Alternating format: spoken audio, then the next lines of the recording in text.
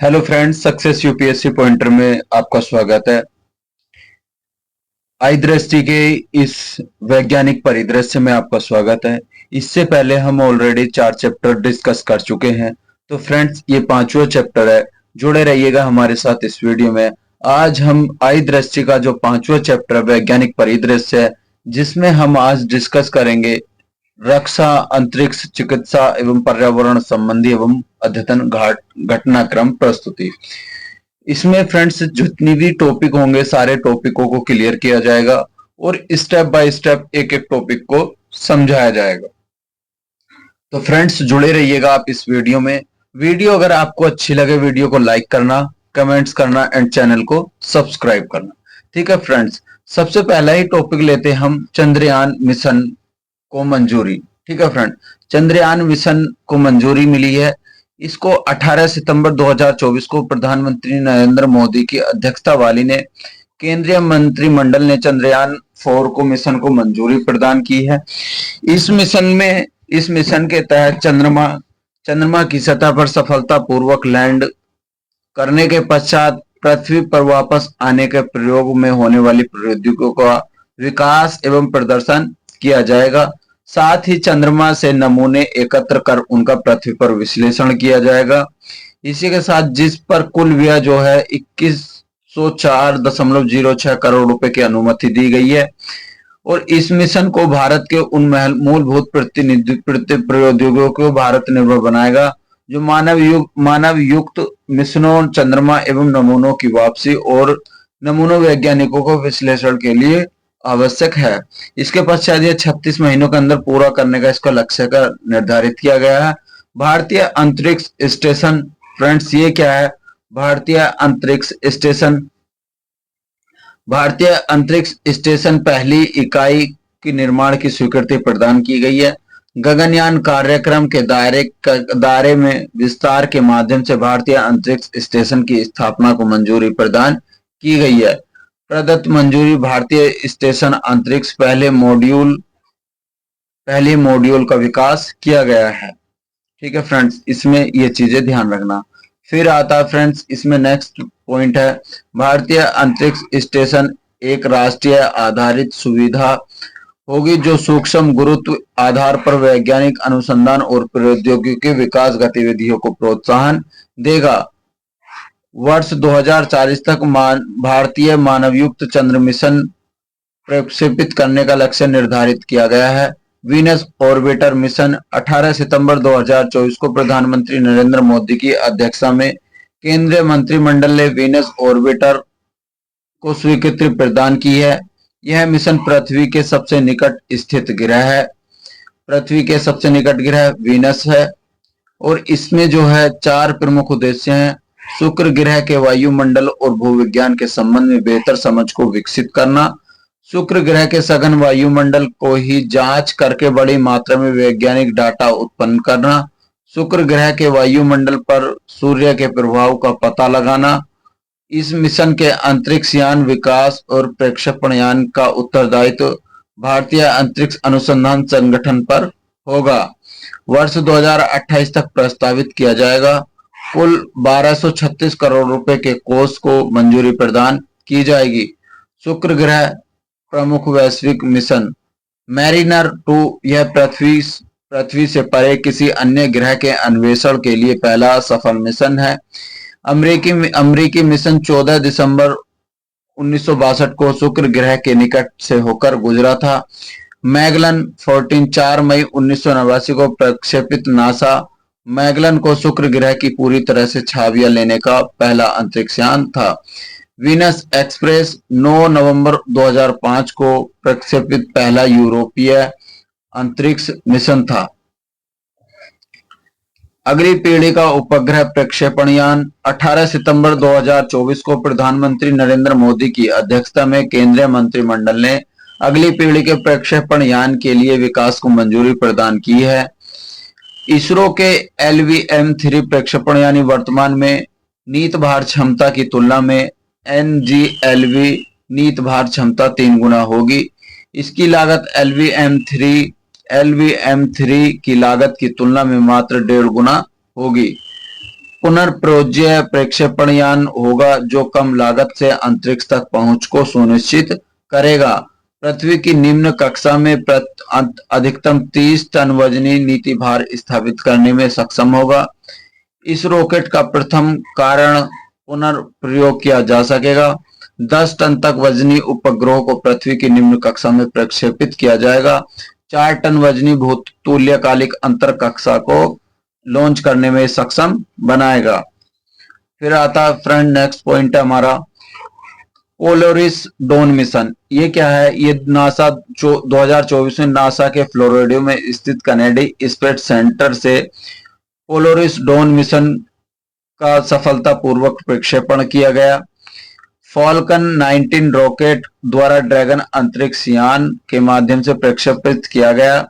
इस मिशन के तहत 4 सदस्यीय नागरिक दल को अंतरिक्ष में भेजा गया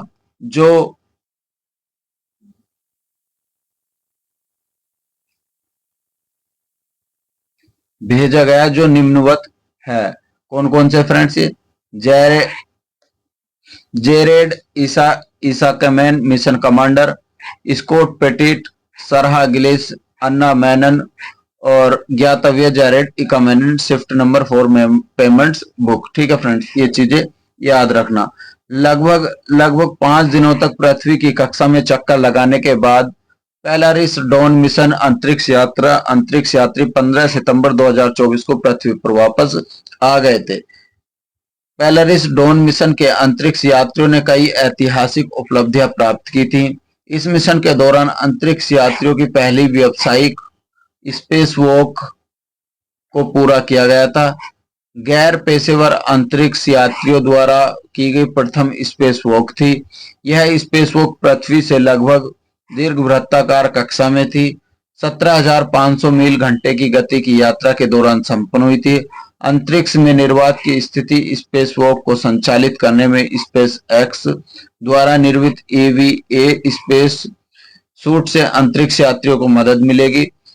पृथ्वी की कक्षा में सर्वाधिक ऊंचाई प्राप्त होगी। इस मिशन के तहत अंतरिक्ष यान पृथ्वी की सतह से 1408.1 किलोमीटर की ऊंचाई तक उड़ान भरने में सफल होगा। यह दूरी पृथ्वी से अंतरराष्ट्रीय अंतरिक्ष स्टेशन दूरी में 3 गुना अधिक होगा। अन्य महत्वपूर्ण तथ्य क्या है? पोलरिस डॉन मिशन पोलरिस कार्यक्रम के तहत आयोजित होने वाले 3 मानव अंतरिक्ष उड़ान मिशनों में से पहला मिशन था। इस कार्यक्रम का नामकरण पोलरिस नामक एक तारामंडल के नाम पर रखा गया है। यह 3 सितारों वाला तारामंडल है जिसे आमतौर पर नॉर्थ स्टार के नाम से भी जाना जाता है। इस दौरान इस मिशन विशेषज्ञ सरहा गिलिस ने violin Star Wars the Force Awakens Rey's theme की भी धुन बजाई है। ISS हेतु एक्जिम स्पेस इसरो मिशन, इसको समझते हैं फ्रेंड्स। इसमें क्या, अगस्त 2024 में जारी विज्ञप्ति के अनुसार अमेरिकी कंपनी ने एक्सिस स्पेस ने भारतीय अंतरिक्ष अनुसंधान संगठन इसरो के साथ ऐतिहासिक अंतरिक्ष उड़ान समझौते यानी सफा स्पेस फ्लाइट एग्रीमेंट पर हस्ताक्षर किए हैं। अंतरिक्ष उड़ान समझौते पर अमेरिका ने सिग्नेचर किए हैं। ठीक है फ्रेंड्स, नेक्स्ट पॉइंट इसमें बताया है एक्सिस ओम मिशन 4 जो है के माध्यम से भारतीय अंतरिक्ष यात्री को अंतरराष्ट्रीय अंतरिक्ष स्टेशन में भेजा जाएगा। यह एक राष्ट्रीय मिशन असाइनमेंट बोर्ड ने एक मिशन के लिए प्राइम बैकअप मिशन पायलट के रूप में 2 गगन यात्रियों की सिफारिश की है। इसमें captain Shubhanshu Shukla, group captain Prashant Balakrishnan Nair हैं। गगनयान मिशन 4 नामित अंतरिक्ष यात्री। फ्रेंड्स, ये जितने भी बॉक्स में नोट छोटी छोटी चीजें मिलती हैं इनको नोट्स करते रहना। आप इसको अपनी डायरी में नोट करोगे, यहीं से क्वेश्चन मिलेंगे। और जब आप एग्जाम दे के आओगे फ्रेंड्स, मैं एग्जाम देने के बाद में एक वीडियो फिर बताऊंगा इस जो मैं ये करंट अफेयर्स की वीडियो अपलोड कर रहा हूँ कितना आएगा, और एक सीरीज जो चल रही है हमारी घटना चक्र की PYQ सोल्व करने वाली, उसमें से मैं प्रूफ करके दूंगा कितने क्वेश्चन आएंगे। गगनयान मिशन के हेतु 4 अंतरिक्ष यात्रियों को एस्ट्रोनॉट विंग्स प्रदान किए गए हैं। गगनयान मिशन हेतु नामित 4 अंतरिक्ष यात्री प्रशांत बालकृष्ण नायर, अजीत कृष्ण नायर और अंगद प्रताप और शुभांशु शुक्ला, ये 4 इसमें जो है ये जो इसके अंतरिक्ष यात्री थे चारों। मिशन रोमी, मिशन रोमी क्या है फ्रेंड्स? विश्व में पहली बार एक पुनर्योज्य हाइब्रिड रॉकेट में से एक मोबाइल लॉन्चर द्वारा प्रक्षेपण यान किया गया। इस मिशन का नाम रोमी दिया गया। तमिलनाडु के तटीय गांव थिरुविंदथाई से लॉन्च किया गया था। इस मिशन के तहत रोमी 1 नामक एक पुनर्प्रयोज्य हाइब्रिड रॉकेट को उपकक्षीय प्रक्षेप पथ से प्रक्षेपित किया गया। इस मिशन के तहत रोमी रॉकेट को 3 क्यूब उपग्रह 50 पिको उपग्रह के माध्य समुद्र स्तर से अधिकतम ऊंचाई तक लेकर गया। ठीक है फ्रेंड्स, इसमें ये चीजें याद रखना। बाकी नेक्स्ट मैं बताता हूं आपको। रोमी एक पर्यावरण अनुकूल रॉकेट है जिसमें टीएनटी से मुक्त है ये। और रोमी जो मालवीय स्वामी अन्नादुरई के मार्गदर्शन से लॉन्च किया गया। The moon of the India UR Rao उपग्रह केंद्र से बेंगलुरु से निर्देशक है। ठीक है फ्रेंड्स, ये याद रखना।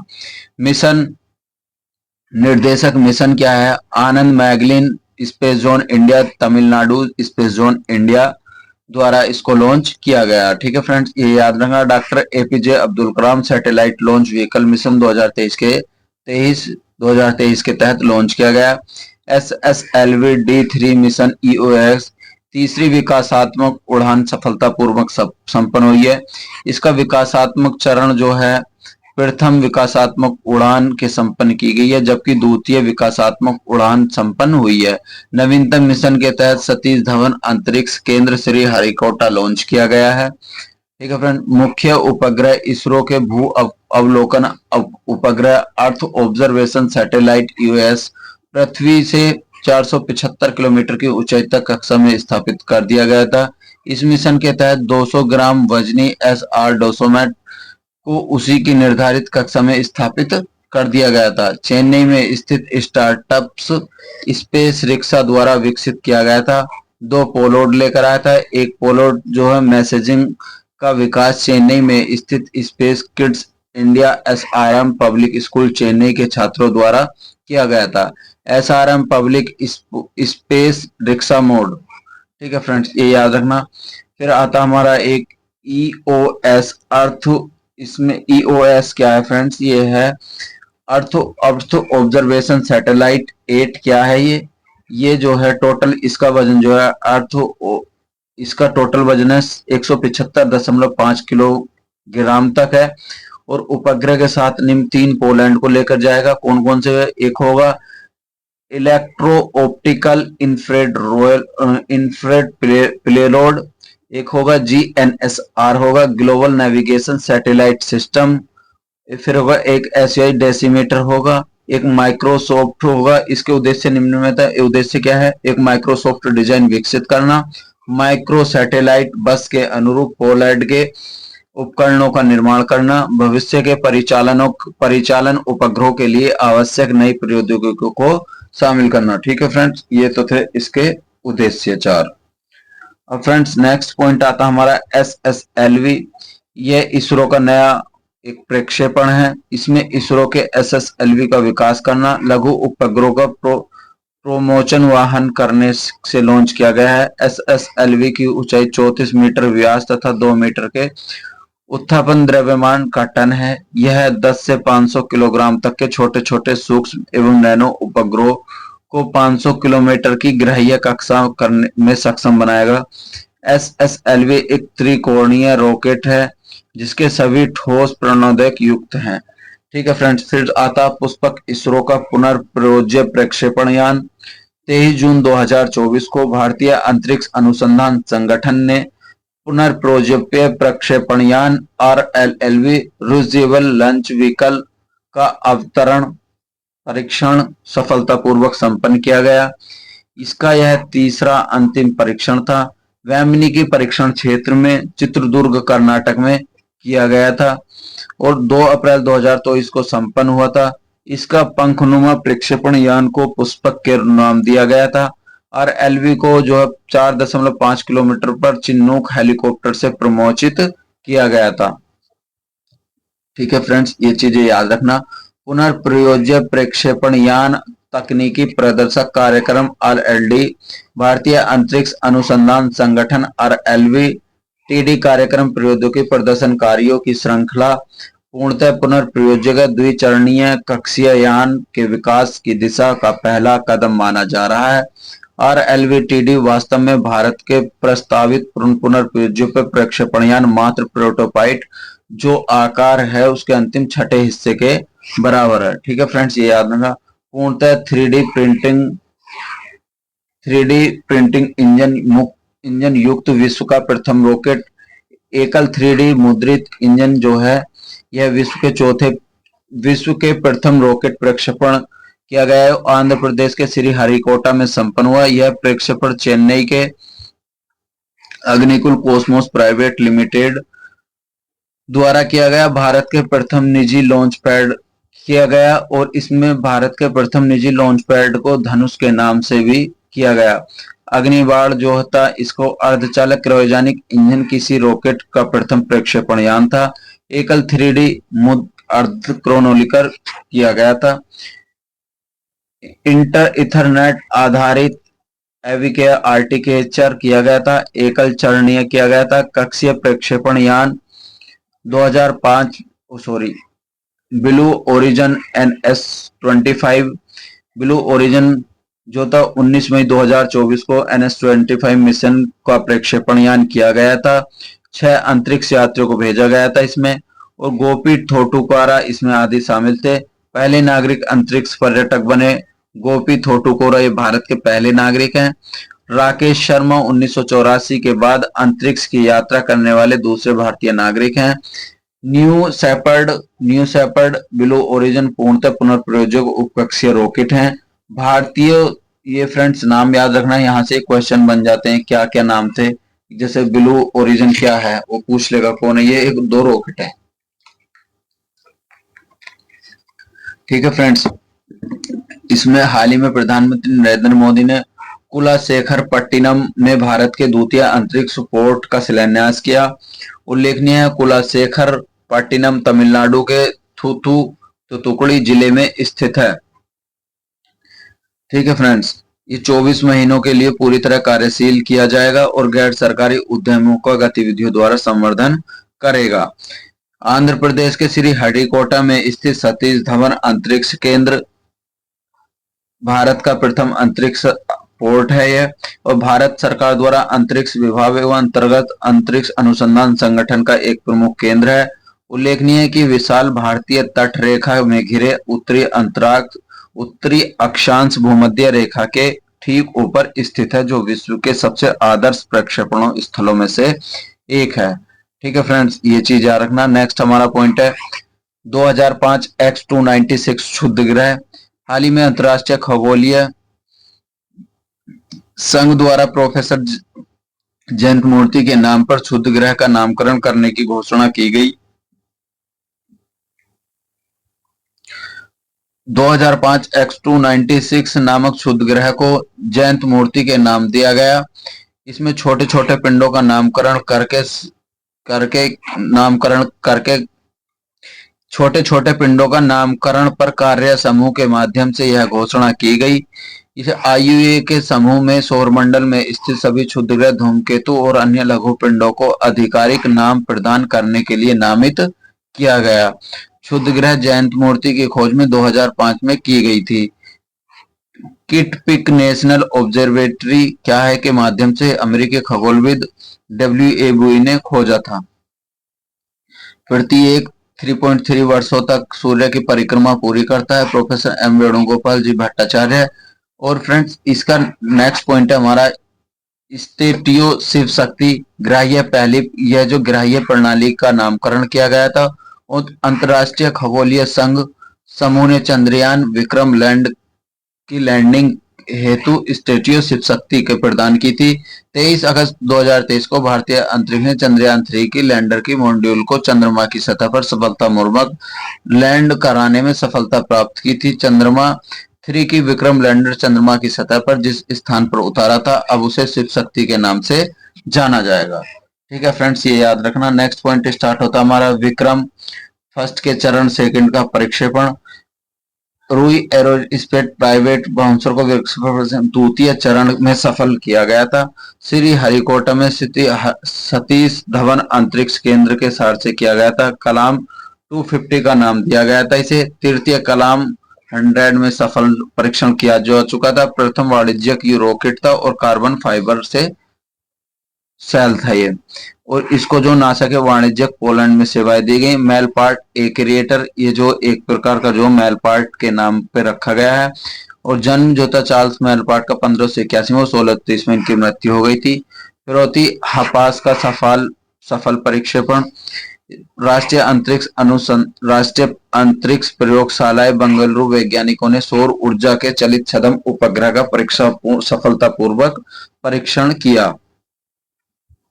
ठीक है फ्रेंड्स, फिर क्या इसमें GSLV F-14 मिशन क्या है? ये भारतीय अंतरिक्ष अनुसंधान संगठन द्वारा इसका INSAT 3D उपग्रह सफलतापूर्वक इसका जो उद्घाटन किया गया, प्रक्षेपण किया गया। GSL-4 को प्रक्षेपण यान द्वारा किया गया। श्री हरिकोटा सतीश धवन अंतरिक्ष केंद्र द्वारा यह संपन्न हुआ था।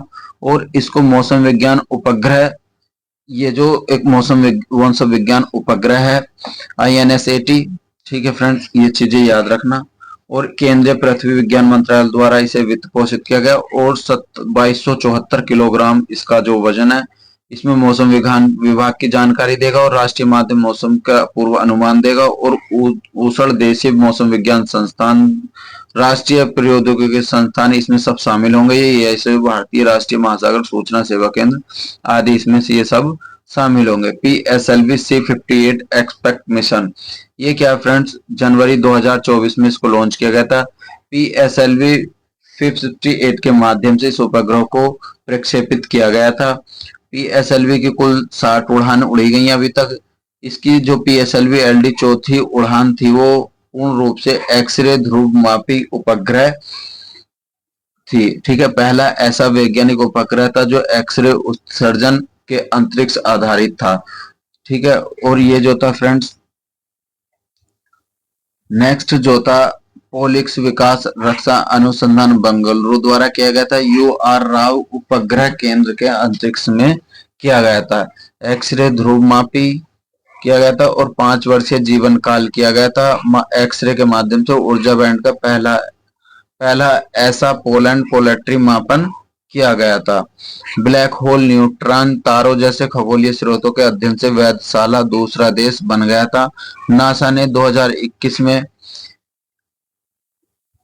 यह खोला था। और PSLV कक्षा प्रायोगिक मॉड्यूल 3 ओपन किया गया था। उपग्रह और संबंधित संस्थान RSME जो है हैदराबाद में है। ठीक है फ्रेंड्स, इतना ये नहीं पूछा जाएगा। ठीक है फ्रेंड्स, नासा साइकी अंतरिक्ष यान लॉन्च किया गया। 13 अक्टूबर 2023 को नासा ने साइकी अंतरिक्ष लॉन्च किया। इसमें जो फॉल्कन हैवी रॉकेट द्वारा प्रक्षेपित किया गया था। ठीक है फ्रेंड्स, ये याद रखना इसमें। और साइकी क्षुद्र ग्रह, ये एक जो इटालियन खगोल शास्त्री एनिबेल डी गैप्रिस द्वारा की गई थी। और इसका जो 16वां क्षुद्र ग्रह था ये, और इसे 16वीं साइकी भी कहा जाता है। ठीक है फ्रेंड्स, यूरोपीय प्रथम निजी रॉकेट मिआउरा फर्स्ट लॉन्च किया गया था। इसमें क्या था फ्रेंड्स, 7 अक्टूबर 2023 को स्पेस की कंपनी स्पेस द्वारा मिआउरा नामक पुनर्प्रयोज्य रॉकेट सफलतापूर्वक लॉन्च किया गया था। यह मिशन रॉकेट अटलांटिक महासागर में गिरने के साथ समाप्त हो गया था। मिआउरा रॉकेट प्रथम प्राथमिक उद्देश्य उपकक्षा परिक्षेपणीय उड़ान का संचालन किया गया था। मिआउरा इसके नाम के एरियन के नाम से भी जाना जाता है। और इसको एक पुनर्प्रयोज्य रॉकेट जिसके निजी द्वारा इसको यूरोप के किसी निजी कंपनी द्वारा प्रथम रॉकेट किया गया था। ठीक है फ्रेंड्स, हमारा नेक्स्ट टॉपिक क्या है वो ये है PSLV C57 मिशन क्या है। इसमें जो फ्रेंड्स ध्रुवीय उपग्रह प्रक्षेपण यान द्वारा आदित्य L1 सफलतापूर्वक प्रक्षेपण किया गया और आंध्र प्रदेश के श्री हरिकोटा में स्थित सतीश धवन अंतरिक्ष केंद्र सार के द्वारा द्वितीय लॉन्च पैड से प्रक्षेपित किया गया। और संस्कृति में आदित्य का अर्थ सूर्य होता है, जबकि आदित्य L1 सूर्य पृथ्वी प्रणाली के लैग्रेंज बिंदु को संदर्भित करता है। भारत का प्रथम सौर मिशन है और इसमें अंतरिक्ष आधारशिला वेधशाला श्रेणी में भारतीय मिशन है। ठीक है फ्रेंड्स, ये चीजें याद रखना। फिर आता लैग्रेंज बिंदु क्या है। लैग्रेंज बिंदु जो है ये इटवेलियन फ्रेंच गणितज्ञ जोसेफ लुई लैग्रेंज के नाम पर किया गया है इसका नामकरण। ठीक है फ्रेंड्स, फिर आता है इसमें जहां दो विशाल पिंडों जैसे पृथ्वी और सूर्य के संयुक्त गुरुत्वाकर्षण बल के छोटे पिंड द्वारा इनके साथ गति के लिए आवश्यक अभिकेंद्र बल के बराबर होता है। इसका नामकरण बिंदुओं पर स्थापित कोई वस्तु पिंड इन खगोलीय पिंडों की अपेक्षा स्थिर या संतुलन रह सकती है। लैग्रेंज बिंदु जहां अगर कुछ स्थापित कर दिया जाए तो वहां स्थिर हो जाएगी और अपने बने रहने के लिए दोनों विशाल खगोलीय पिंडों का गुरुत्वाकर्षण से नहीं जूझना होगा। ठीक है फ्रेंड्स, ये चीजें याद रखना। फिर आता नवमित्र डिवाइस। ये क्या है। ये एक अभिनव सुरक्षा उपकरण है जो केरल में स्थित नंदीकेरा उपनगर में किया गया है इसका परीक्षण, और ये मत्स्य नौका पर स्थापित किया गया है। अंतरिक्ष अनुप्रयोग केंद्र द्वारा विकसित किया गया है। समुद्री यात्राओं के दौरान मछुआरों की सुरक्षा में सुधार करने हेतु किया गया है। और इसमें जो है एक नेक्स्ट हमारा लूना 25 को रूसी चंद्र लैंडर मिशन है। ये रूस ने किया है और विगत 47 वर्षों में रूस द्वारा चंद्रमा की सतह पर लैंड करने के उद्देश्य से प्रक्षेपित चंद्र मिशन को भेजा गया था। ठीक है फ्रेंड्स, ये चीजें याद रखना। इसके पूर्व 1976 में तत्कालीन सोवियत संघ ने कार्यक्रम के तहत लूना 24 को नामक चंद्र मिशन के प्रक्षेपित किया था जो सफल रहा था। ठीक है फ्रेंड, फिर आता चंद्रयान 3 की सफल लैंडिंग। ये चंद्रयान 3 की सफलतापूर्वक संपन्न हुआ था। LVM-3 इसके माध्यम से सफलतापूर्वक चौथा परिचालन किया गया था। ठीक है फ्रेंड्स, फिर इसके उद्देश्य क्या थे। आंध्र प्रदेश श्री हरिकोटा से लॉन्च किया गया था और इसे चंद्रमा 3 के कुल 3895 किलोग्राम के 3 प्रमुख चंद्र घटक निम्न है इसके। पहला स्वदेशी प्रणोदन मॉड्यूल, दूसरा क्या है लैडर मॉड्यूल और तीसरा है रोवर। ठीक है फ्रेंड्स, रोवर का कुल 60 किलो वजन होता है और लैडर मॉड्यूल जो चंद्रमा की सतह से सफलतापूर्वक लैंड कराने में सफलता प्राप्त करता है। सॉफ्ट लैंडिंग विश्व का चौथा देश बन गया और अमेरिका का सोवियत संघ चीन यह उपलब्धि हासिल कर चुका है। जापान चंद्रमा की सतह पर सफलतापूर्वक लैंडिंग करने वाला विश्व का 5वां देश बन गया है। चंद्रमा 3 दक्षिण ध्रुवीय क्षेत्र पर सफलता लैंड करने वाला विश्व का पहला अंतरिक्ष यान बन गया है।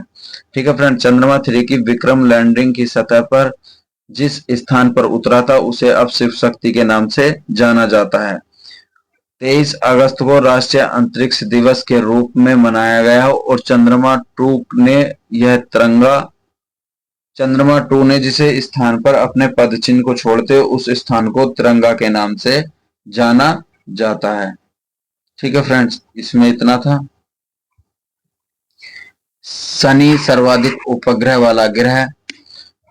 अंतरराष्ट्रीय खगोलीय संघ के अधीन कैम्ब्रिज मैसेचुसेट्स स्थित माइनर प्लेट के द्वारा शनि के जो 63 उपग्रह को खोज से संबंधित रिपोर्ट जारी की गई है। इनकी संख्या 83 से बढ़कर 146 हो गई है और शनि 100 या 100 से अधिक उपग्रहों के सौर मंडल वाला पहला ग्रह बन गया है।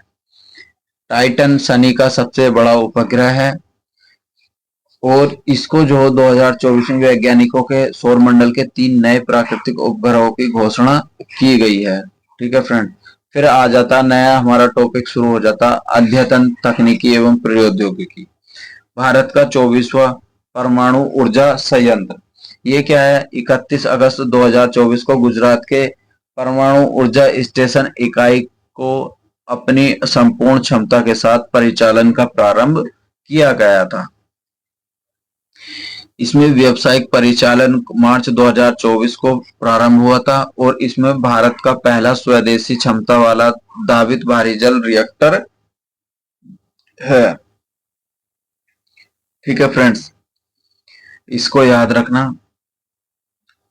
फिर आता भारत ऐरावत, भारत का दूरतम सुपर कंप्यूटर मोस्ट इंपोर्टेंट शुरू होने जा रहा है। फ्रेंड्स, इसको याद रखना। ये वाले जो अब स्टार्ट हो गए मोस्ट इंपोर्टेंट होगा, आएगा तो क्वेश्चन यहीं से आएगा। ठीक है फ्रेंड्स, जून 2024 में विश्व का दूरतम सुपर कंप्यूटर का टॉप 500 की सूची में जारी किया गया।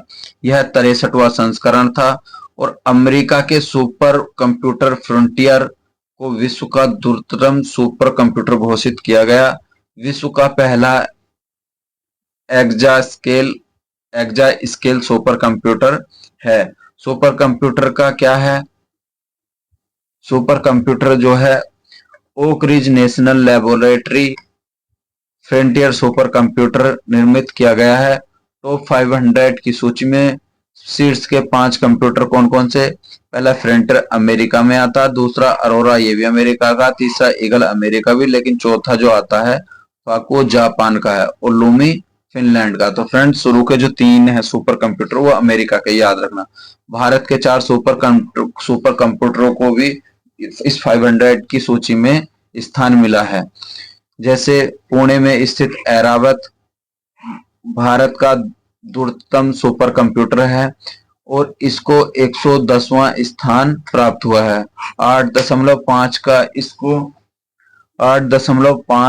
इसको पेटाप्लास के नाम से पेटाप्लास है और इसको ऐरावत सुपर कंप्यूटर की क्षमता से लॉन्च किया गया है। ठीक है फ्रेंड्स, ये चीजें याद रखना। अब राष्ट्रीय सुपर कंप्यूटर कौन कौन से?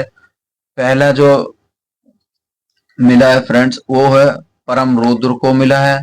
फिर एक परम कामरूप आईआईटी गुवाहाटी में है, परम अनंत आईआईटी गांधीनगर में, परम पोरुल एनआईटी, ये आदि जो है कंप्यूटर है। विश्व के सर्वाधिक शक्तिशाली एमआरआई से मानव मस्तिष्क की छवियों का अनावरण क्या है फ्रेंड्स? ये फ्रांस के शोधकर्ताओं द्वारा आईसेल्ट नामक एक सुपर एमआईआर स्कैनर का निर्माण किया गया है जो मानव मस्तिष्क की विस्तृत तस्वीरें लेने में सक्षम है। आईसेल्ट एमआई स्कैनर द्वारा विश्व के सर्वाधिक शक्तिशाली एमआई मिशन है ये। ठीक है फ्रेंड्स,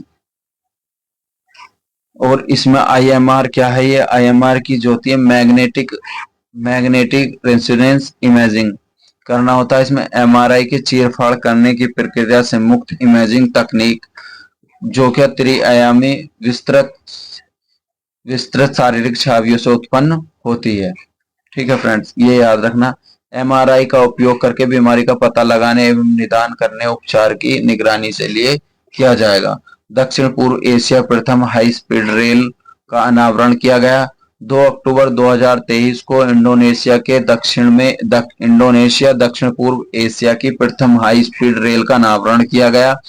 इंडोनेशिया ने दक्षिण पूर्व एशिया की जिस पहली हाई स्पीड रेल का अनावरण किया है उसे वूस के नाम से जाना जाता है। वूस का पूर्ण रूप होता है वक्तु हेमत ओपरेसी ऑप्टिमल सिस्टम हैबिट। ठीक है फ्रेंड्स, इस परियोजना का चीन द्वारा वित्त पोषित किया गया है और इस रेलवे परियोजना को जकार्ता के पश्चिम जावा प्रांत राजधानी बांडुरंग शहर से जोड़ती है। इस हाई स्पीड रेल विद्युत ऊर्जा के उपयोग को कार्बन उत्सर्जन में कमी की जाएगी। वूस की गति लगभग 350 किलोमीटर प्रति घंटे होगी। वर्तमान में भारत की रेल संचालित नहीं है जिसे अंतर्राष्ट्रीय मानकों के अनुसार हाई स्पीड रेल के रूप में वर्गीकृत किया जा सकेगा। Mumbai Ahmedabad high speed rail परियोजना द्वारा स्वीकृत हाई स्पीड रेल परियोजना की जाएगी। भारत चिन्हित 7 high speed railway corridor Delhi Lucknow Varanasi number 1, number 2 Varanasi Patna Howrah, number 3 Delhi Jaipur Udaipur Ahmedabad, number 4 पर दिल्ली चंडीगढ़ लुधियाना जालंधर अमृतसर, नंबर 5 पर मुंबई नासिक, नंबर 6 पे पुणे हैदराबाद और नंबर 7 पे चेन्नई बेंगलुरु मैसूर। ये 7 इसके हाई स्पीड हैं फ्रेंड्स। फिर आता शरीर एवं स्वास्थ्य विषयक वैज्ञानिक गतिविधियां, ये भी अच्छा मोस्ट इम्पोर्टेंट है, यहाँ से भी क्वेश्चन बनने के चांस है। MVABN एमपोक्स का पहला टीका। एमपोक्स का क्या होता है? 13 सितंबर 2024 को विश्व स्वास्थ्य संगठन ने एमपोक्स से निपटने के पहले टीके का प्रयोग को मंजूरी प्रदान की है। यह अफ्रीका एवं उसके आसपास के क्षेत्रों में एमपोक्स से निपटने की दिशा में महत्वपूर्ण कदम उठाएगा। एमपोक्स, इसके टीके का नामकरण MVABN है। यह एमपोक्स का पहला ऐसा टीका है जिसमें WHO की पूर्व योग्यता सूची में शामिल किया जाएगा। उल्लेखनीय है कि MVAHBN निर्माण डेनमार्क में स्थित है। इसे बावेरियन नॉर्डिक नामक कंपनी द्वारा बनाया गया है। और इसको जो फ्रेंड्स है MVABN जो है मॉडिफाइड वैक्सीना अंकारा बावेरियन नॉर्डिक्स एमपोक्स का पहला ऐसा प्राकृतिक टीका है जिसे अमेरिका, स्विट्जरलैंड, सिंगापुर, कनाडा, यूरोपीय संघ के द्वारा मंजूरी प्रदान की गई है। मूलतः इस टीके को अमेरिका सरकार के सहयोग से चेचक के टीकों के रूप में विकसित किया गया। MVABN टीकों को 2 खुराकें लगेंगी, 18 वर्ष से अधिक के आयु के लोगों को लगेंगी और 4 सप्ताह के अंतराल से लगेंगी। ठीक है फ्रेंड्स, ये चीजें याद रखना है। 14 अगस्त 2024 के WHO के महानिदेशक कांगो के लोकतांत्रिक गणराज्य ने अन्य देशों में एमपोक्स के बढ़ते हुए प्रकोप को अंतर्राष्ट्रीय चिंता का सार्वजनिक स्वास्थ्य आपातकाल घोषित कर दिया है। ठीक है फ्रेंड्स, फिर आता है एमपोक्स। एमपोक्स क्या है? रोग मंकी पॉक्स विषाणु के संक्रमण से होने वाला एक दुर्लभ रोग है। यह जूनेटिक रोग होता है और इसमें ऐसा रोग पशुओं से मनुष्यों में प्रसारित होता है। ये रोग एक संक्रमित व्यक्ति से दूसरे व्यक्ति में फैल सकता है। मंकी पॉक्स विषाणु पॉक्स वायरिडे के परिवार में आर्थ्रोपॉक्स वायरस प्रजाति के सदस्य से होता है। सर्वप्रथम इस रोग की पहचान 1958 में शोध उद्देश्य के साथ एक बंदर की आबादी में हुई थी, इसलिए इस रोग के नाम का मंकी पॉक्स रखा गया। ठीक है फ्रेंड्स, तो ये याद रखना। कोपेनहेगन ने डेनमार्क में स्थित स्टेट सीरम इंस्टीट्यूट में बंदरों पर शोध हुए इस रोग का सर्वप्रथम पहचान की थी। मनुष्यों में एमपोक्स का पहला मामला 1970 में कांगो के लोकतांत्रिक गणराज्य में दर्ज किया गया था। 28 नवंबर 2022 को विश्व स्वास्थ्य संगठन ने मंकी पॉक्स रोग का नाम बदलकर एमपोक्स करने की घोषणा की थी। ठीक है फ्रेंड, मंकी पॉक्स के नाम की घोषणा 2022 में एमपोक्स कर दिया गया था। हिल कोल या हैजा नामक बीमारी क्या है फ्रेंड? हिल कोल या हैजा नामक बीमारी। हिल कोल या हैजा नामक बीमारी 27 अगस्त 2024 को भारत में बायोटेक इंटरनेशनल लिमिटेड ने हैजा के एक नए टीके को लॉन्च करने की घोषणा की। इस टीके का नाम रखा गया था हिलकोल और इसमें इसका एक नया जो एकल स्ट्रेन ओरल हैजा टीका है, इस टीके का विकास हिलमेल लैबोरेटरीज द्वारा प्रदत्त लाइसेंस के तहत हैदराबाद में स्थित भारत के बायोटेक द्वारा किया गया था। हिलकोल 2 खुराकों में दिए जाने वाला टीका था। यह वर्ष में अधिक आयु के बच्चों के लिए उपयुक्त होता है और इसमें प्रति वर्ष 100 मिलियन खुराकों से अधिक होता है। वर्ष 2030 में संबंधित 90% से कम करने के लिए महत्वपूर्ण लक्ष्यों का योगदान दिया जाता है। यूविकोल 5 टीका 12 अप्रैल 2024 को विश्व स्वास्थ्य संगठन ने हैजा एक नए ओरल टीके में अपनी पूर्व योग्यता सूची शामिल की है। इस टीके का नाम यूविकोल है। निष्क्रिय ओरल टीका है। इसका दक्षिण कोरिया द्वारा इसको लॉन्च किया गया। WHO की योग्यता इस कंपनी में विकसित यूविकोल तथा यूविकोल प्लस नामक ओरल हैजा टीके से पहले से ही शामिल है। उल्लेखनीय कि हैजा एक अत्यधिक गंभीर बीमारी अतिसारीय संक्रमण है। यह रोग विब्रियो कैलेरी नामक विषाणु द्वारा दूषित भोजन एवं जल के उपयोग करने से होता है। R121 या मैट्रिक्स M द्वितीय मलेरिया रोधी टीका 15 जुलाई 2024 को कोटे डी हाइवर ने अपने नियमित टीकाकरण में R121 मैट्रिक्स एम को शामिल करने की घोषणा की गई है। ज्ञात 2 अक्टूबर 2023 को विश्व स्वास्थ्य संगठन ने बच्चों में मलेरिया के रोकथाम हेतु नए टीके का प्रयोग करने की सिफारिश की गई है। इस नए टीके का नाम R121 मैट्रिक्स एम रखा गया है। यह मलेरिया का दूसरा ऐसा टीका है जिसके प्रयोग से सिफारिश WHO द्वारा की जाती है। उल्लेखनीय है कि इसके पूर्व 2021 में WHO द्वारा RTS एंड ASSO नामक टीके का व्यापक रूप से संस्तुतिकरण किया गया है। ऑक्सफोर्ड विश्वविद्यालय द्वारा Jenner Institute and Serum Institute of India द्वारा विकसित किया गया है। साथ ही इस टीके का विकास EDCTP यानी European and developing countries clinical trials partnership, Wellcome Trust एवं यूरोपियन निवेश बैंक का भी सहयोग दिया गया है। ठीक है फ्रेंड्स, इस टीके को अमेरिका जैव प्रौद्योगिकी कंपनी नेवावैक्स इंक ने एडवांस्ड प्रौद्योगिकी को भी महत्वपूर्ण भूमिका रही है। इस टीके में नेवावैक्स एवं मैट्रिक्स एम एडवांस्ड शामिल थी। ठीक है फ्रेंड्स, भारतीय चंदीपुरम में विषाणु का प्रकोप 2024 जून 2024 में 15 अगस्त 2024 के मध्य केंद्रीय स्वास्थ्य परिवार कल्याण मंत्रालय द्वारा भारत में ASE यानी एक्चुअल ASE के 245 मामले दर्ज किए गए हैं। 42 लोगों की मौत हुई है। चांदीपुरम विषाणु संक्रमण की पुष्टि की गई है 64 मामलों में।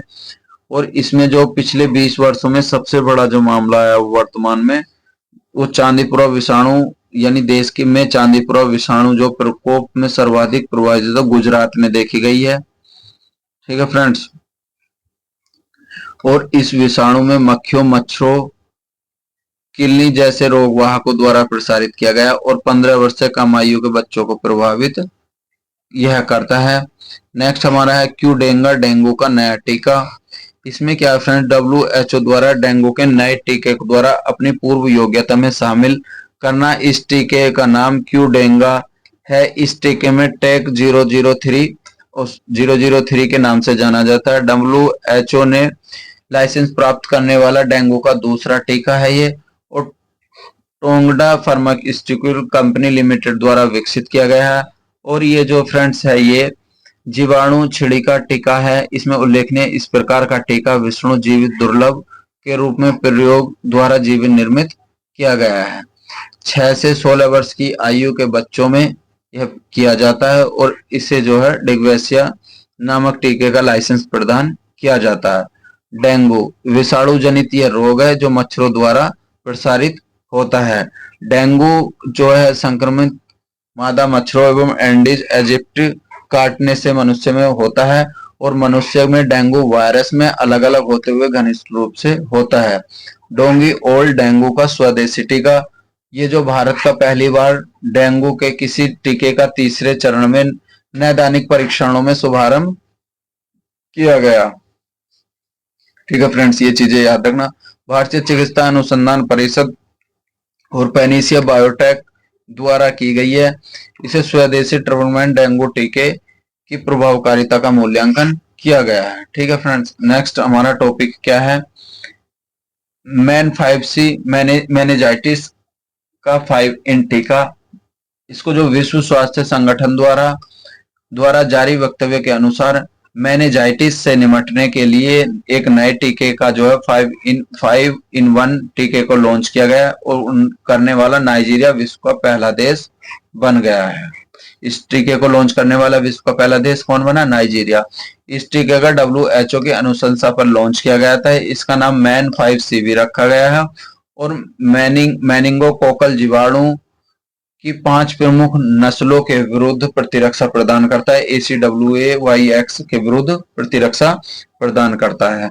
उल्लेखनीय है कि उपयुक्त 5 नस्लें मेनिंजाइटिस के कारण बनती हैं। ज्ञात है कि मेनिंजाइटिस एक गंभीर संक्रमण को जो मस्तिष्क की रीढ़ की हड्डी के लिए आच्छादित और उनकी सुरक्षा करने वाली झिल्लियों में सूजन के कारण बनता है।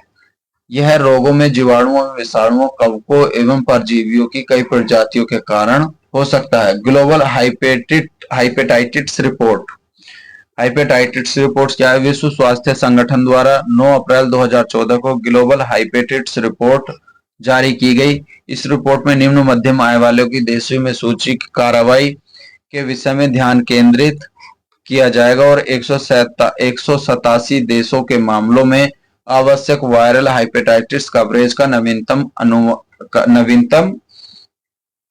अनुमान प्रस्तुत करेगी। विश्व स्वास्थ्य संगठन जो है, विश्व स्वास्थ्य संगठन की पहली समेकित रिपोर्ट है ये, और 1.3 मिलियन लोगों की मृत्यु हुई है। इसमें तपेदिक यानी टीबी से होने वाली मौतों की संख्या लगभग बराबर है। कोविड-19 के बाद वायरल हाइपेटाइटिस तथा तपेदिक विश्व में संचारी रोगों में होने वाला मृत्यु का दूसरा सबसे बड़ा प्रमुख कारण था। इसमें दूसरा क्या है फ्रेंड्स, 10 देशों में हाइपेटाइटिस की सी, बी और सी से लगभग वैश्विक मामलों को उत्तरदायी। इसमें 10 देश कौन कौन से? चीन, Bharat, Indonesia, Nigeria, Pakistan, Ethiopia, Bangladesh, Vietnam, Philippines और रूसी संघ शामिल हैं। ठीक है फ्रेंड्स, हाइपेटाइटिस के 50% मामलों की में 3 देश कौन कौन से? चीन और भारत, इंडोनेशिया शामिल है। हाइपेटाइटिस के 50% से मामलों में 6 देशों में चीन, भारत, इंडोनेशिया, पाकिस्तान, रूसी संघ, संयुक्त राज्य आदि शामिल हैं। ठीक है फ्रेंड्स, ये याद रखना। भारत में पहली स्वदेशी हाइपेटाइटिस टीका हैविसियोर इंडियन इम्यूनोलॉजिकल्स लिमिटेड कंपनी ने भारत का पहला पूर्ण रूप से स्वदेशी हेपेटाइटिस ए का टीका लॉन्च किया है। इस टीके का नाम हैविसियर रखा गया है और ज्ञात के हेपेटाइटिस के लिए अत्यधिक संक्रामक बीमारी जो हेपेटाइटिस विषाणु के कारण होती है। 5 सितंबर 2024 को इंडियन इम्यूनोलॉजिकल लिमिटेड कंपनी हैविसियर टीके का बाल चिकित्सा खुराक द्वारा लॉन्च किया गया था। डब्ल्यूएचओ द्वारा सरहा का अनावरण 2 अप्रैल 2024 को विश्व स्वास्थ्य संगठन द्वारा संचालित डिजिटल स्वास्थ्य प्रोमोटर का अनावरण किया गया। यह विश्व के स्वास्थ्य संगठन द्वारा स्वास्थ्य प्रोमोटर है। ठीक है फ्रेंड्स, और इंडिया टीबी रिपोर्ट 2024 जारी की गई है, ये इसी पता होना चाहिए।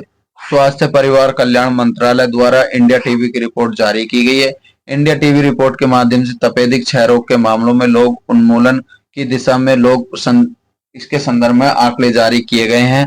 भारत में टीबी के मामले में 2015 में 2037 तक प्रति जनसंख्या से घटकर वर्ष 2022 से 19 में प्रति लाख जनसंख्या की मृत्यु की घोषणा की गई है। ठीक है फ्रेंड्स, और 23 लाख जनसंख्या की इसमें घटकर हो गई है और राष्ट्रीय रणनीतिक योजना 2017 से 25 तक की शुरुआत की गई है। ठीक है फ्रेंड्स, याद रखना। डब्ल्यूएचओ द्वारा कोविनेट का अनावरण 2024 में विश्व स्वास्थ्य संगठन द्वारा सारस कोवी-2 MERS सीवीओ कोवी के उभरते हुए कोरोना विषाणुओं की निगरानी हेतु वैश्विक नेटवर्क का अनावरण किया गया। कोविनेट कोरोना विषाणुओं एवं वैश्विक प्रयोगशालाओं द्वारा यह नेटवर्क मानव, पशु एवं पर्यावरण कोरोना विषाणुओं की निगरानी के लिए विशेषज्ञता रखता है। कोविनेट का पूर्ण रूप से डब्ल्यूएचओ कोरोना वायरस नेटवर्क है और कोविनेट सभी 6 डब्ल्यूएचओ में धात्विक 21-36 प्रयोगशालाएं शामिल हैं, जिनमें से 3 भारतीय प्रयोगशालाएं शामिल होती हैं। कोविनेट जो स्थापना है डब्ल्यूएचओ ने सारस कोवी-2 के संदर्भ में प्रयोगशाला नेटवर्क द्वारा जारी रखा गया। कोविनेट में भारत में भारतीय प्रयोगशालाएं शामिल कौन कौन सी? ट्रांसनेशनल स्वास्थ्य विज्ञान एवं प्रौद्योगिकी संस्थान, ICMR राष्ट्रीय विषाणु विज्ञान संस्थान पुणे, CSI राष्ट्रीय पर्यावरण अभियांत्रिकी अनुसंधान संस्थान, केप वर्डे मलेरिया ये क्या फ्रेंड? 12 जनवरी 2024 को विश्व स्वास्थ्य संगठन ने केप वर्डे मलेरिया युक्त के रूप में प्रमाणित किया। अब तक कुल 43 देशों ने मलेरिया मुक्त के रूप में प्रमाणित किया जा चुका है। केप वर्डे अफ्रीका के क्षेत्र में मलेरिया मुक्त में प्रमाणित होने वाला तीसरा देश बन गया। इस पूर्व मॉरिशस की अल्जीरिया इस क्षेत्र में मलेरिया मुक्त देश के रूप में प्रमाणित किया जा चुका है। विश्व मलेरिया रिपोर्ट 2023 की क्या बोल रही है फ्रेंड्स? ये जितने भी डब्बे में चीजें होती है फ्रेंड्स, इनका पता होना जरूरी है। WHO द्वारा मलेरिया रिपोर्ट 2023 में जारी की। इस रिपोर्ट के अनुसार 2022 में वैश्विक स्तर पर 249 मिलियन मामले मलेरिया के दर्ज किए गए थे। इसके अतिरिक्त 2022 में लगभग 6,08,000 लोगों ने मलेरिया से मृत्यु हुई है। वैश्विक तपेदिक रिपोर्ट 2023 की 7 नवंबर 2023 को विश्व स्वास्थ्य संगठन द्वारा विश्व के तपेदिक रिपोर्ट 2023 जारी की गई। ठीक है फ्रेंड्स, ये चीजें याद रखना। और इसमें 192 देशों एवं क्षेत्रों ने भाग लिया था और इसमें वर्ष 1995 में प्रारंभ की गई थी विश्व स्वास्थ्य। ठीक है फ्रेंड्स, इसमें पूरे विश्व में टीबी के 2/3 मामलों में जो है 8 देश शामिल है। कौन कौन से? भारत से 27% मामले मिलते हैं, इंडोनेशिया से 10%, चीन से 7% और फिलीपींस से भी 7%, पाकिस्तान से 5%, नाइजीरिया से 4.1% और बांग्लादेश से भी 3.6%, कांगो से 3%। संयुक्त राष्ट्र की दूसरी उच्च स्तरीय बैठक का आयोजन किया गया। इसमें फ्रेंड्स क्या था, इसमें 5 वर्षों की अवधि रखी गई थी। ठीक है फ्रेंड, भारतीय पोल्ट्री एवं एवियन इन्फ्लुएंजा से मुक्त 13 अक्टूबर 2023 को पेरिस में फ्रांस के विश्व पशु स्वास्थ्य संगठन के द्वारा इसको रोक कम पोल्ट्री क्षेत्र में अत्यधिक रोगजनक एवियन इन्फ्लुएंजा से मुक्त होने के लिए स्व घोषणा को मंजूरी प्रदान की गई थी। विश्व अंडा दिवस के अवसर पर प्रदान की गई थी। फ्रेंड्स, फिर नया हमारा फिर टॉपिक आता आगे चल के, अद्यतन पर्यावरण विज्ञान। इंटरनेशनल बिग कैट अलायंस 20 सितंबर 2024 को प्रधानमंत्री नरेंद्र मोदी के केंद्रीय मंडल इंटरनेशनल बिग कैट अलायंस का अनाउंसमेंट किया गया था। इसमें फ्रेंड्स इतना कुछ ज्यादा नहीं है, याद रखने वाली चीजें। 9 अप्रैल 2023 को प्रधानमंत्री ने औपचारिक रूप से इसको लॉन्च किया था। इंटरनेशनल बिग कैट अलायंस की स्थापना की मंजूरी प्रदान की थी 9 फरवरी 2024 को और इसका मुख्यालय जो है भारत में है। और इसको 2023-24 से 2027-28 तक 5 वर्ष अवधि के लिए 150 रुपए करोड़ की एक मुश्त बजटीय सहायता प्रदान किया गया है। 7 प्रमुख बिग कैट्स हैं। इसमें कौन कौन सा? बाघ, शेर, तेंदुआ, हिम तेंदुआ, प्यूमा, जुगुआर और चीता के संरक्षण में सुरक्षा ध्यान करेगा। ठीक है फ्रेंड्स, और इसमें क्या है, भारत में 2 नए रामसर स्थलों को काउंट किया गया है। वैसे मैं ये चीजें पढ़ा चुका हूं आपको पहले भी। 78 स्वतंत्रता दिवस पर जो है 3 नई आर्द्र भूमियों को रामसर स्थलों की कुल संख्या 85 हो गई है। ठीक है फ्रेंड्स, ये चीजें याद रखना। और इन स्थलों को इन अंतर्गत जो है 13,58,066 हेक्टेयर क्षेत्र आच्छादित किया गया है। 3 नई भूमियां कौन कौन सी? नंजाराणा पक्षी अभ्यारण्य और कुजवा पक्षी अभ्यारण्य और तवा जलाशय इसमें शामिल किया गया है। ठीक है फ्रेंड, इस दृष्टि से उत्तर प्रदेश 10 स्थल दूसरे स्थान पर आ गया है। ठीक है फ्रेंड, वर्तमान में संदर्भ में तमिलनाडु 18 स्थल हैं क्योंकि ये पहले नंबर पर है। और इसमें नंजारायण पक्षी अभ्यारण्य सबसे पहले क्या है, यहाँ मीठे पानी की एक झील मिलेगी और ये तमिलनाडु के तिरुवन जिले में है ये। और झील का नामकरण जो राजा नंजरायण के नाम पर किया गया है। 17वां पक्षी अभ्यारण्य घोषित किया गया है ये। फिर काजुवेली पक्षी अभ्यारण्य, ये तमिलनाडु का 16वां पक्षी अभ्यारण्य घोषित किया गया है। इसमें खारे पानी की दूसरी सबसे बड़ी झील मिलेगी, याद रखना।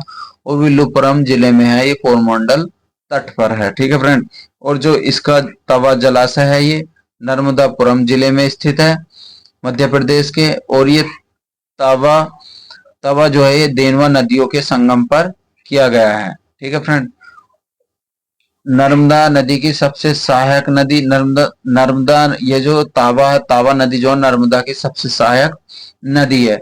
मानव निर्मित आर्द्र भूमि जिसका निर्माण मुख्यतः सिंचाई के उद्देश्य से किया जाता है। जलाशय सतुपड़ा बाघ अभ्यारण्य के अंतर्गत सबसे बड़ा संरक्षित क्षेत्र है। ठीक है फ्रेंड्स, भारत में स्थित कुल 85 रामसर स्थल हैं। ये पूरी सूची दी गई है 85 की 85 की। ठीक है फ्रेंड्स, इसमें क्या है, कुछ नहीं है इतना ज्यादा है, ये ध्यान रखना। विश्व वायु गुणवत्ता रिपोर्ट क्या है?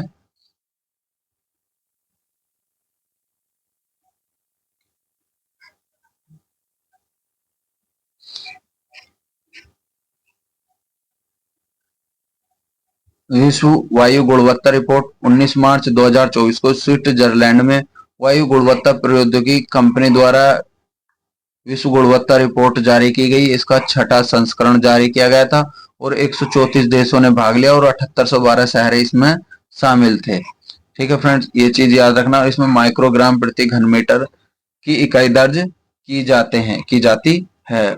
पार्टिकुलेट मैटर क्या है? पार्टिकुलेट मैटर से तात्पर्य ये है, इसमें सांस लेने वाले योग्य कणों से है।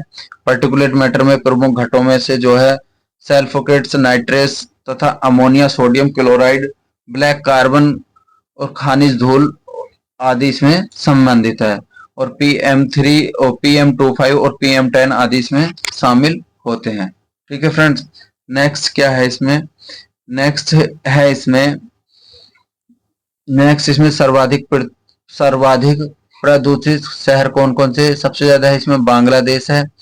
अगर PM25 की सांद्रता देखा जाए तो पाकिस्तान में 79.9 है, पाकिस्तान 73.7 है और भारत है 54.4। विश्व के सर्वाधिक प्रदूषित राजधानी शहर कौन कौन था? नई दिल्ली, ये भारत में है, और फिर ढाका बांग्लादेश में और ओंगाड़ू दुर्गानो में। आइसोपोड की नई प्रजाति का नामकरण हुआ। हाल ही में शोधकर्ताओं ने कोल्लम यानी केरल के तट पर गहरे समुद्र के में आइसोपोड की एक नई प्रजाति की खोज की है। इसमें क्या, इस नई प्रजाति को जो है ब्रूसुथोआरा इसरो नाम दिया गया है। चंद्रयान 3 की सफलता के अंतरिक्ष अभियानों को उत्कृष्ट प्रदर्शन के कारण आइसोपोड की नई प्रजाति का नाम भारतीय अंतरिक्ष अनुसंधान संगठन इसरो के नाम पर रखा गया है। ठीक है फ्रेंड्स, ब्रूसुथुआ इसरो क्या है, इसको थोड़ा सा देख लेते। ब्रूसुथुआ जो है ये भारत में पाई जाने वाली जीनस है। जीनस दूसरी प्रजाति है। यह नई प्रजाति स्पाइनीज ग्रीनाई एवं नामक समुद्री मछली की गिल गुहा के अंदर पाई जाती है। ब्रूसुथुआ इसरो प्रजाति की मादाएं नर की अपेक्षा काफी बड़े होते हैं और इन प्रजातियों में मादाओं की लंबाई 19 मिमी चौड़ी होती है। ठीक है फ्रेंड्स, ये चीजें याद रखना। आइसोपोड एकसेरिकु यानी बिना रीढ़ की हड्डी वाले जानवरों के अर्थात में समूह में काउंट होता है, जिससे कि पशु वृहद समूह के क्रस्टेशियस से संबंधित, जिसमें केकड़ा और झींगा मछली शामिल है। वैज्ञानिकों का अनुमान विश्व के आइसोपैड में लगभग 100 प्रजातियां हैं। इसमें आइसोपैड पहाड़ों एवं रेगिस्तानों को लेकर गहरे समुद्र तक कई अलग अलग आवासों में निवास करते हैं। विश्व में वितरित किया जाता है। आइसोपैड ज्ञात प्रजातियों में लगभग आधी प्रजातियां समुद्र में निवास करती हैं। कुछ आइसोपैड प्रजातियां स्वतंत्र रूप में रहती हैं, जबकि कुछ समुद्र प्रजातियां परजीवी व्यवहार पारदर्शिता करती रहती हैं, जो आजीविका के लिए अन्य जानवरों पर निर्भर रहती है। भारत में तेंदुआ स्थिति रिपोर्ट 2022 29 फरवरी 2024 को केंद्रीय पर्यावरण एवं जलवायु परिवर्तन भूपेंद्र यादव द्वारा भारत में तेंदुआ स्थिति नामक रिपोर्ट जारी की गई है। इसमें क्या, नवीनतम रिपोर्ट के अनुसार भारतीय तेंदुआ आबादी 13,874 अनुमानित की गई है। तेंदुआ 67% आबादी संरक्षित क्षेत्रों से बाहर है। देश के मध्य प्रदेश में तेंदुए की आबादी सर्वाधिक है। इसके बाद क्रमशः महाराष्ट्र में, कर्नाटक में और तमिलनाडु में है। ठीक है फ्रेंड्स, भारत में हिम तेंदुआ की स्थिति क्या है? 30 जनवरी 2024 को केंद्रीय एवं पर्यावरण मंत्रालय द्वारा भारत में हिम तेंदुए की स्थिति के लिए 2023 रिपोर्ट जारी की गई। Snow leopard population assessment in India प्रथम संपूर्ण मूल्यांकन किया गया। ठीक है फ्रेंड्स, फिर आता है हिम तेंदुए की संख्या। लद्दाख में 477 है, उत्तराखंड में 124 है और हिमाचल में 51 है। टोटल जो बैठेगी फ्रेंड्स ये 718 बैठेगी। ठीक है, मध्य प्रदेश के दक्षिण पहाड़ी क्षेत्रों में निवासी हिम तेंदुआ के मुख्यतः निम्न 12 देशों में पाया जाता है: अफगानिस्तान, भूटान, चीन, Bharat, Kazakhstan, Kyrgyzstan, Mongolia, Nepal, Pakistan, Tajikistan, Uzbekistan आदि में। हिम तेंदुए का वैज्ञानिक नाम क्या है? पैंथेरा आंसिया। पैंथारा आंसिया इसका वैज्ञानिक नाम है। संकटग्रस्त प्रजाति लाल सूची में इसे सुभेदीय रूप में वर्गीकृत किया गया है। वर्ष 2009 में प्रोजेक्ट स्नो लेपर्ड को लॉन्च किया गया है। खेलो इंडिया शीतकालीन खेल का शुभांकर हिम तेंदुए को घोषित किया गया है। बर्नी हाट भारत का सबसे प्रदूषित शहर है। ये जनवरी 2024 में स्वतंत्र अनुसंधान द्वारा रिपोर्ट जारी की गई है। यह रिपोर्ट वायु प्रदूषण में कटौती करने के लिए राष्ट्रीय स्वच्छ कार्यक्रम की कार्यान्वयन एवं प्रगति के आकलन करती है। इस रिपोर्ट को 277 शहरों में शामिल किया गया है। 2023 में 75% से अधिक दिनों में वायु गुणवत्ता संबंधी आंकड़े को उपलब्ध कराता है, जिससे कि इस रिपोर्ट के अनुसार PM0 के स्तरों के संदर्भ में बर्नीहाट मेघालय भारत में सर्वाधिक प्रदूषित शहर है। बर्नीहाट PM वार्षिक औसत सांद्रता दर्ज की गई है। वर्ष 2023 में 50% से अधिक शहरों में बिहार में सर्वाधिक 19 शहर शामिल हैं। ठीक है फ्रेंड्स, बर्नीहाट मेघालय का है और बेगूसराय बिहार का और दिल्ली तीसरे नंबर पर आता है। भारत का पहला डार्क स्काई पार्क पेंच अभ्यारण्य भारत का पहला डार्क स्काई पार्क घोषित किया गया है। इस अभ्यारण्य का उद्देश्य जो है फ्रेंड्स क्या है, इसका उद्देश्य ये है प्रकाश प्रदूषण की समस्या से निपटना और खगोल विज्ञान के लिए प्रति रुचि रखने वालों के लिए इष्टतम वातावरण का सृजित किया गया है। ठीक है फ्रेंड्स, एशिया का 5वां डार्क स्काई पार्क है ये, और इसमें 2 राज्यों में मध्य प्रदेश और महाराष्ट्र में ये विस्तृत है। डार्क स्कार्क इंटरनेशनल के अनुसार जो है एशिया में 4 डार्क स्काई पार्क निम्नवत है। हिमुआन पर्वत ताइवान, इरोमोटे इसकी गाकी राष्ट्रीय उद्यान जापान में है। ठीक है फ्रेंड्स, ये चीजें याद रखना छोटी छोटी। नेक्स्ट हमारा टॉपिक डार्क स्काई पार्क का, ये मैंने बताया आपको भी। फिर आता नीलगिरी ताहर परियोजना। इसको तमिलनाडु का राजकीय पक्षी घोषित किया गया और यह भारत में पहली परियोजना है, और इसे 7 अक्टूबर को जो नीलगिरी ताहर दिवस के रूप में मनाया जाता है। बस इतनी चीज याद रखना। ठीक है फ्रेंड, फिर नेक्स्ट हमारा टॉपिक है रक्षा विज्ञान। रक्षा विज्ञान में क्या है फ्रेंड्स, रक्षा विज्ञान में जरवारा हल्का युद्ध टैंक 13 सितंबर 2024 को रक्षा अनुसंधान विकास संगठन भारत ने हेल के टैंक का सफलतापूर्वक परीक्षण किया है, और भारत ने इस हेल के टैंक जोरावर का नाम दिया है। 19वीं शताब्दी में जोरावर सिंह के नाम, डोगरा जनरल जोरावर सिंह के नाम पर किया गया है। जोरावर सिंह लद्दाख और पश्चिमी तिब्बत में चीनी सेना के विरुद्ध सैन्य अभियान संचालित किया था। जोरावर एक टैंक का विकासात्मक परीक्षण राजस्थान तथा महाजनपद फील्ड फायरिंग रेंज में संचालित किया गया था। ठीक है फ्रेंड्स, फिर नेक्स्ट हमारा टॉपिक है VLSRM सफल परीक्षण। रक्षा अनुसंधान विकास संगठन DRDO और भारतीय नौसेना द्वारा इसका एक के बाद एक 2 उड़ान सफलतापूर्वक संपन्न किए गए हैं। सर्वप्रथम 12 सितंबर 2024 को उड़ीसा के चांदीपुरम में एकीकृत उड़ान को संचालित किया गया था। इसमें भूमि आधारित ऊर्ध्वाधर लांगर लॉन्चर किया गया था। मालपे और मालोकी का जलावतरण। इसमें क्या है फ्रेंड्स, 9 सितंबर 2024 को ASW यानी SWC का क्या मतलब friends, anti submarine warfare shallow watercraft परियोजना है ये, और 5वें पोतों द्वारा जो है, 5वें पोत परियोजना 4थे एवं 5वें पोतों द्वारा मुल्की कोची का जलावरण किया गया है।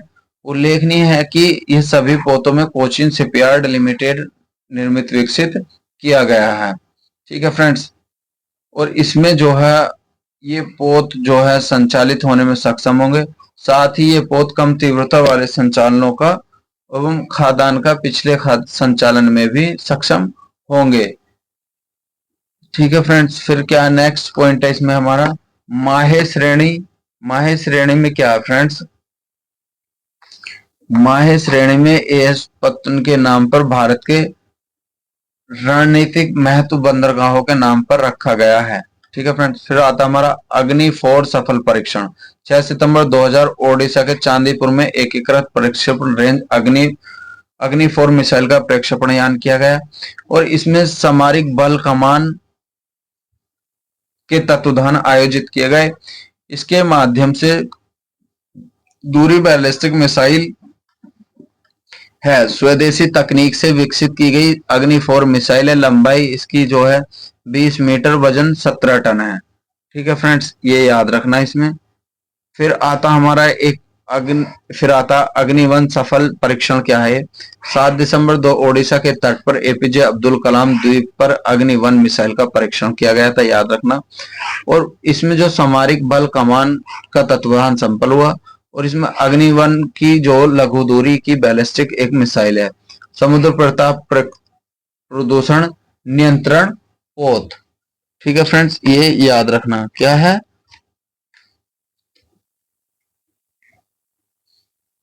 ये गोवा के पहले स्वदेश निर्मित नियंत्रण पोत का जल अवतरण किया गया। इस पोत समुद्री प्रताप रखा गया और गोवा शिपयार्ड लिमिटेड भारतीय तटरक्षक के रूप में दिया गया। ठीक है फ्रेंड्स, फिर आता हमारा सेवेक्स 2 विस्फोट इकोनॉमिक्स एक्सप्लेसिव लिमिटेड, ये द्वारा नया विस्फोट का विकास किया गया। इस विस्फोट का नाम सेवेक्स है। यह विस्फोट वर्तमान में उपलब्ध किसी ठोस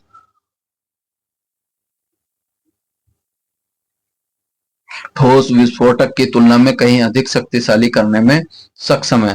नया विस्फोटक मानक से 2.01 गुना अधिक है। भारतीय नौसेना द्वारा प्रमाणित किया गया है। सबसे शक्तिशाली परमाणु विस्फोटकों द्वारा आधारित है। आईएनएस भारतीय नौसेना में शामिल।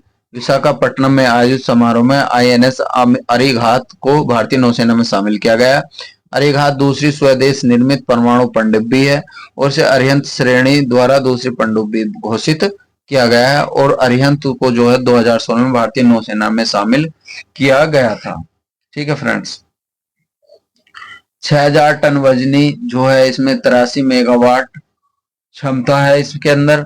और इस गौरव लंबी दूरी का ग्लाइड बम 13 अगस्त 2024 को रक्षा अनुसंधान संगठन द्वारा पहला उड़ान परीक्षण सफलतापूर्वक किया गया। इसका नाम बम को गौरव के नाम पर रखा गया, ओडिशा के तट पर संचालित किया गया और सुखोई 30 MK1 लड़ाकू विमान द्वारा लॉन्च किया गया था इसे। ठीक है फ्रेंड्स, और इसको जो Adani defence and aerospace Bharat force द्वारा लिमिटेड ने भी भाग लिया था। बैलिस्टिक मिसाइल प्रतिरक्षा प्रणाली की उड़ान परीक्षण, इसमें क्या जो 2024 में डीआरडीओ द्वारा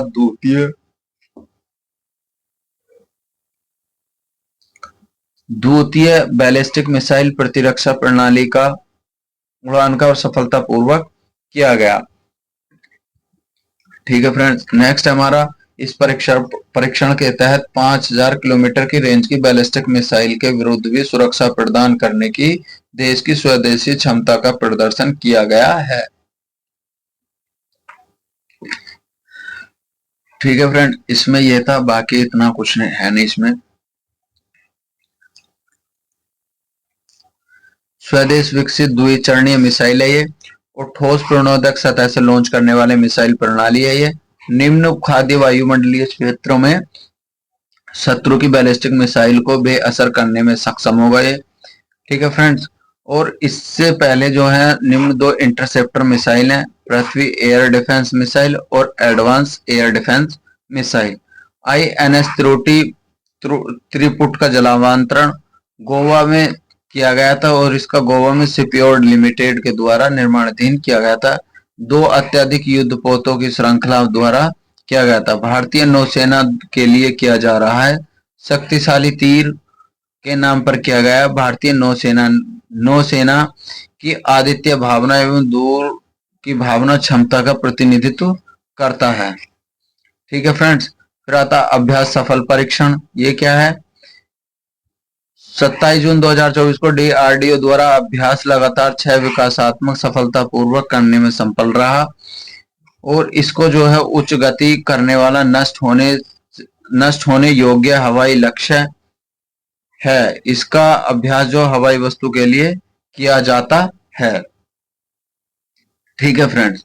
फिर क्या, वैमानिकी विकास प्रतिष्ठान, वैमानिकी प्राण प्रतिष्ठान रुद्रम फर्स्ट का सफल परीक्षण। 2 मई 2024 को चंदन रेंज के स्थान पर भारत की पहली स्वदेशी विकसित नई पीढ़ी विकिरण को इसमें जो मिसाइल में शामिल किया जाएगा और उड़ान भी परीक्षण शामिल किया जाएगा। इसमें जो था फ्रेंड, सबसे पहले क्या है, अब रुद्रम को लोकप्रिय नाम से जाना जाता है, सबसे पहली चीज तो ये है। और DRDO ने विभिन्न प्रयोगशालाओं द्वारा वायु की सेना इकाइयों द्वारा हिंदुस्तान की एरोनॉटिक्स लिमिटेड जैसी गुणवत्ता का आश्वासन किया है। ठीक है फ्रेंड्स। इसके लिए क्या है फिर, हैदराबाद स्थित अनुसंधान रुद्रम का सफल परीक्षण उड़ान क्या है। इसमें क्या फ्रेंड्स, ये रुद्रम का, इसमें 29 मई 2024 को DRDO द्वारा समुद्री तट पर इसका परीक्षण किया गया और सुखोई 30 MK1 द्वारा इसका नाम लिया गया। ठीक है फ्रेंड्स, ये चीजें याद रखना। फिलीपींस की ब्रह्मोस की आपूर्ति। 19 अप्रैल 2024 को फिलीपींस में ब्रह्मोस की सुपरसोनिक क्रूज मिसाइल की पहली खेप सौंप दी गई है। पहला विदेशी राष्ट्र बन गया है सुपर क्रूज मिसाइल प्रणाली को प्राप्त करने वाला। ब्रह्मोस मिसाइल भारत के DRDO तथा NPO मैसिनोस्टोरिया के मध्य संयुक्त उद्यम परिणाम है।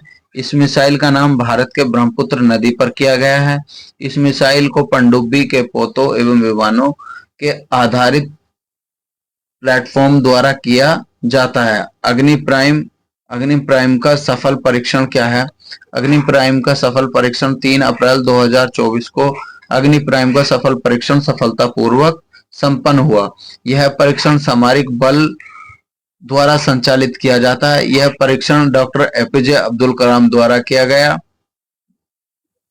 ज्ञातव्य के परीक्षण मिसाइल में शामिल किया गया और इसमें अग्नि की 2 सतह से मार करने वाली मिसाइल में अत्याधुनिक संस्करण किया गया।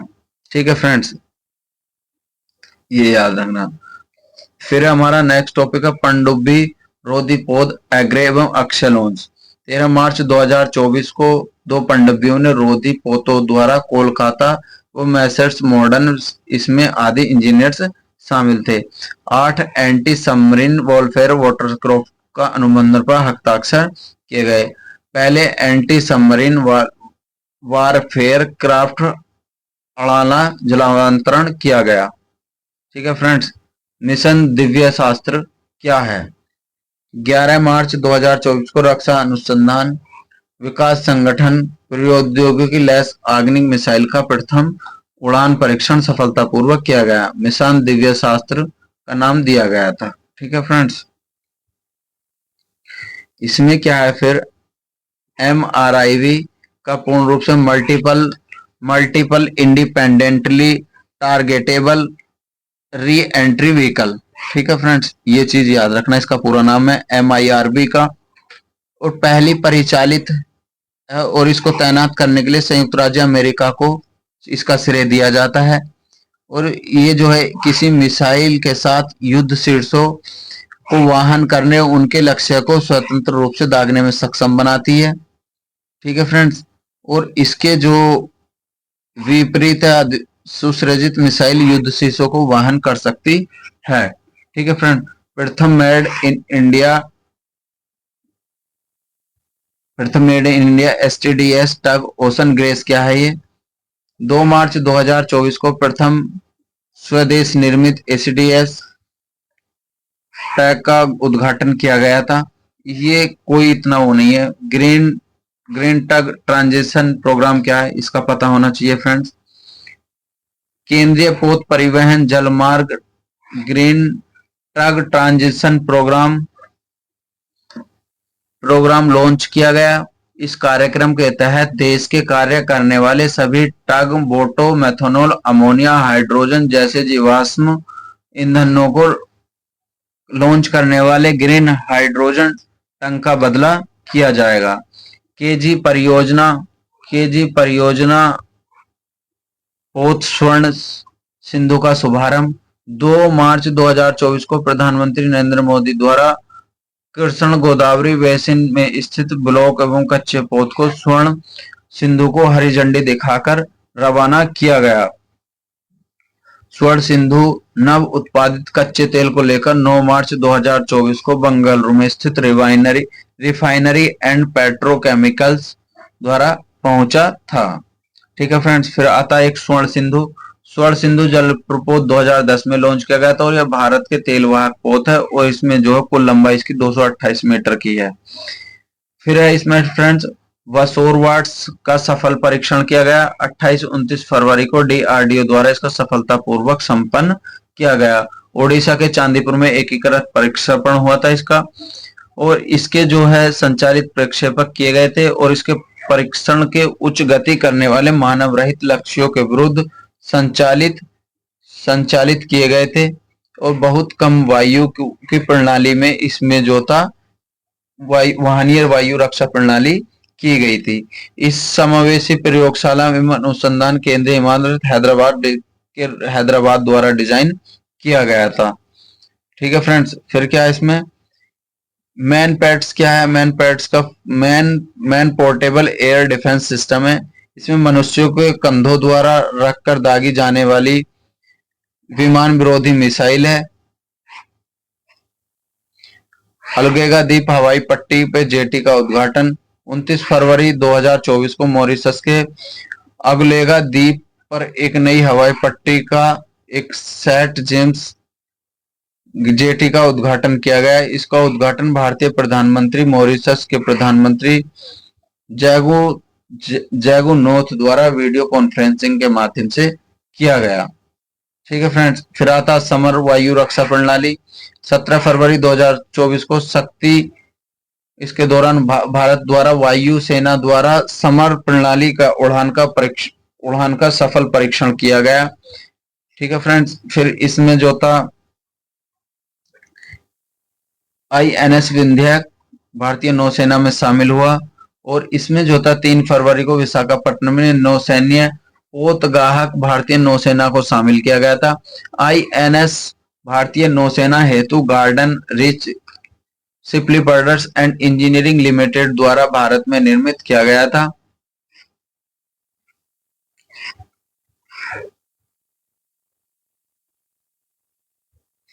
फिर आता हमारा फ्रेंड्स INS सेवामुक्त 29 जनवरी 2024 को विशाखापत्तनम नौसैन्य पोतगाहक आयोजित समारोह में निरूप भारतीय नौसेना को सेवा मुक्त कर दिया गया था।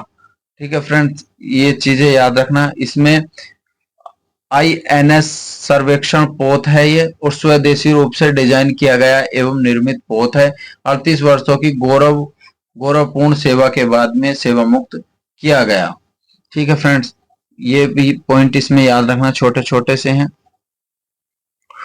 Autonomous flying wing technology demonstrator DRDO के DRDO द्वारा स्वदेशी रूप से विकसित उच्च गति विंग मानव रहित autonomous flying wing technology demonstrator का सफल परीक्षण का उड़ान किया गया। ठीक है फ्रेंड्स, रक्षा अनुसंधान DRDO द्वारा उड़ान परीक्षण कर्नाटक के चित्रदुर्ग एरोटेक्निकल रेंज से किया गया था।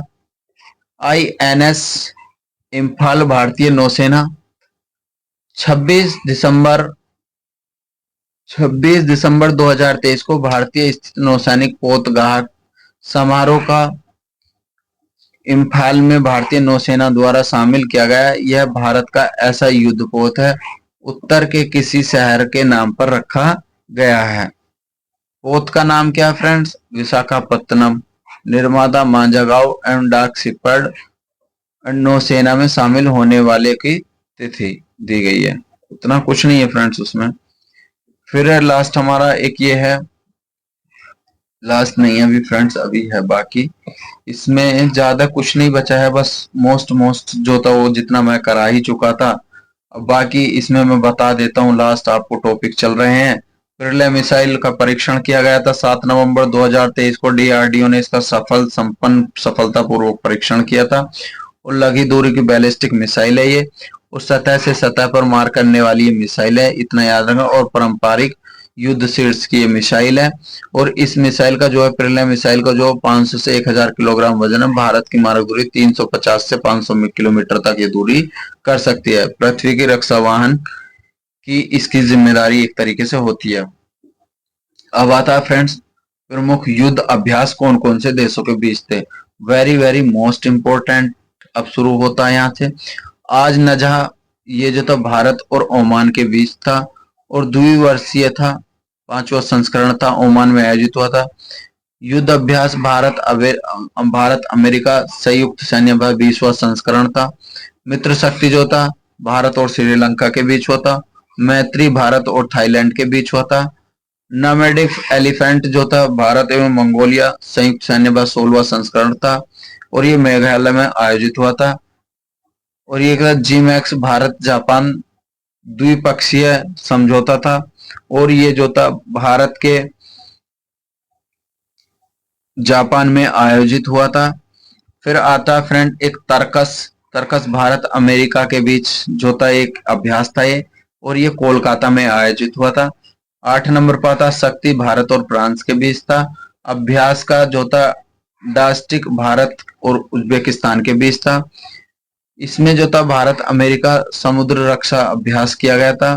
धर्म गार्जियन भारत जापान था। समुद्र रक्षण भारत और मलेशिया था। ठीक है फ्रेंड्स। और लाम तीय जो था भारत सेल्सियस था। IMT टाइमलेट भारत में जोम्बिक तंजानिया में था। ठीक है फ्रेंड्स, ये समझो इसमें हुए हैं, बाकी और इसमें कुछ है नहीं। मोस्ट मोस्ट जो था इसमें मालबार जो था समुद्री अभ्यास था ये। और एक सिम्बैक्स था, भारत सिंगापुर के बीच हुआ था। एक हिमो शक्ति हुआ था, भारत और मलेशिया के बीच हुआ था। ये एक सूर्य किरण होता, भारत और नेपाल के बीच हुआ था। एक हुआ था डेजर्ट नाइट फ्रेंड्स, इसको याद रखना, डेजर्ट नाइट भारत और फ्रांस के बीच में होता। तो फ्रेंड्स, आज की वीडियो का हम अपने का यहीं पर अंत करते हैं। वीडियो आपको अच्छी लगी हो लाइक करना, कमेंट्स करना, चैनल को सब्सक्राइब करना। Thank you friends.